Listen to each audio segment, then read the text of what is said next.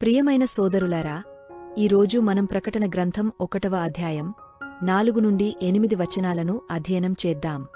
ఈ వచనాలు యేసుక్రీస్తు ఎవరో, ఆయన మనకు చేసిన కార్యమేమిటో, ఆయన రాక గురించి మనకు గుర్తుచేస్తాయి. 4వ వచనం.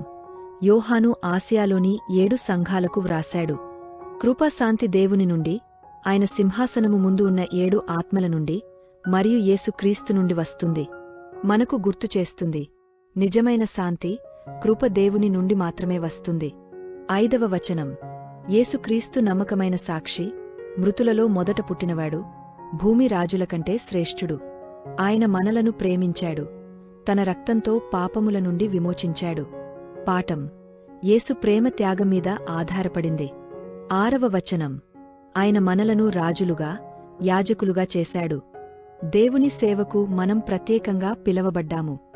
మనం సాధారణ జనులు కాదు, దేవుని రాజ్యానికి యాజకులు. 7వ వచనం. ఆయన మబ్బులతో రానున్నాడు. ప్రతి కన్ను ఆయనను చూస్తుంది, ఆయనను పొడిచినవారును కూడా. యేసు రాక దాగవుండదు, ప్రతి ఒక్కరూ ఆయనను చూస్తారు. 8వ వచనం. నేనే ఆల్ఫా, నేనే ఒమెగా అని ప్రభువు అంటున్నాడు. యేసు ఆది, అంతము, మొదలు, ముగింపు. ఆయన శాశ్వతుడే. యేసు మనలను విమోచించాడు కాబట్టి ఆయనలో ధైర్యంగా జీవించాలి. మనం యాజకులుగా పిలువబడ్డాము. దేవుని ఆరాధన, సువార్తలో మన బాధ్యత ఉంది. ఆయన రాకకు సిద్ధంగా ఉండాలి.